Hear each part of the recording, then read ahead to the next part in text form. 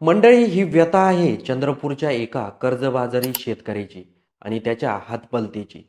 फायदा घेत आंतरराष्ट्रीय किडनी तस्करी रॅकेट कसं उघडकीस आलं, चला तर जाणून घेऊया. मंडळी, चंद्रपूर जिल्ह्यातील रोशन कुडी नावाचा एक सामान्य शेतकरी, पिढीजात शेती, अनिश्चित पाऊस, पीक नापीक आणि त्यात भर म्हणून खाजगी सावकाराचे वाढते कर्ज. बँक कर्ज देत नाहीत, सरकारी मदत वेळेवर पोचत नाही आणि सावकार मात्र रोज दारात उभे राहून पैसे मागतात. या सगळ्या दृष्टी चक्रात रोशन पुढे मानसिकदृष्ट्या पूर्णपणे कोलमडले होते.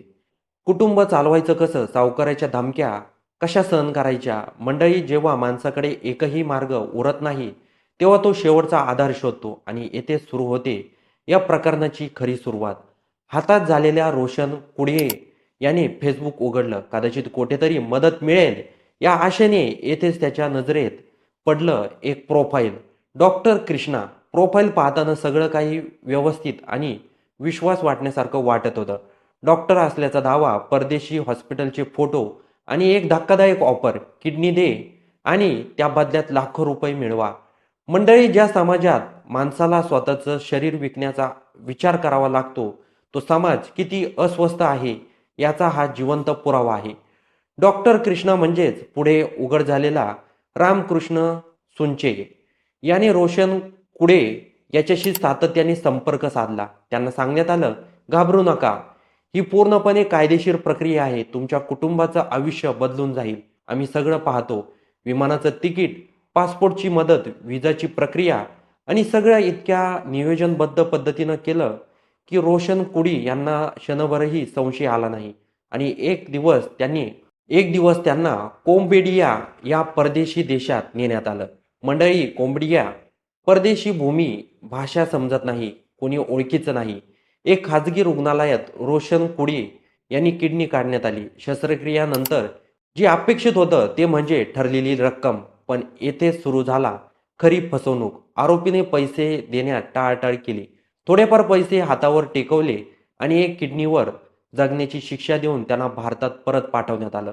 मंडळी, रोशन कुडी भारतात परतले, पण परिस्थिती बदलली नव्हती. सावकाराचं कर्ज अजूनही होतंच. शरीर असं अशक्त झालेलं होतं. औषधाचा खर्च वेगळा.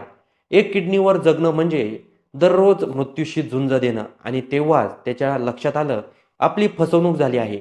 मंडळी, अनेक लोक अशा वेळी गप्प बसतात, पण रोशन कुडी याने धाडस केलं आणि थेट चंद्रपूर पोलिसांकडे गेले. आपली संपूर्ण हकीकत सांगितली आणि इथूनच सुरू झाला आंतरराष्ट्रीय अवयोग तस्करीचं रॅकेटचा पर्दाफाश. चंद्रपूर पोलिसांनी सायबर सेलच्या मदतीनं तपास सुरू केला. जे समोर आलं ते धक्कादायक होतं. डॉक्टर कृष्णा हे नाव बनावट होतं. तो कोणताही डॉक्टर नव्हता. त्याचं खरं नाव रामकृष्ण सुंचे. वय फक्त 36 वर्ष. मूळचा तेलंगणाचा. सोलापूरमध्ये लपून बसलेला एक ह्युमन ट्राफिक. फेसबुक, टेलिग्राम अशा फेसबुक प्लॅटफॉर्मवरून गरजू कर्जबाजारी लोकांना हेरायचं. पोलिसांनी सापळा रचून रामकृष्ण याला सोलापूरमधून अटक केली.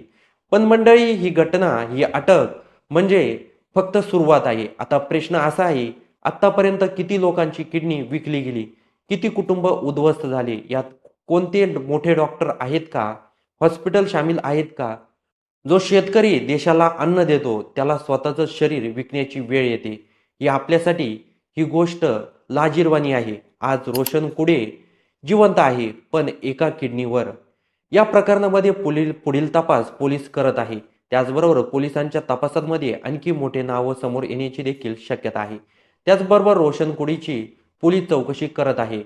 त्याच्या सोबत आणखी कोण कोण व्यक्ती होते का, ते सर्वांची चौकशी करून पोलीस तपास करत आहे. पोलिसांनी डॉक्टर कृष्णाला ताब्यामध्ये घेतला आहे आणि त्याची देखील चौकशी होणार आहे. या मोठ्या रॅकेटमध्ये आणखी कोणाचा बळी जाऊ नये यासाठी पोलीस प्रयत्न करत आहे.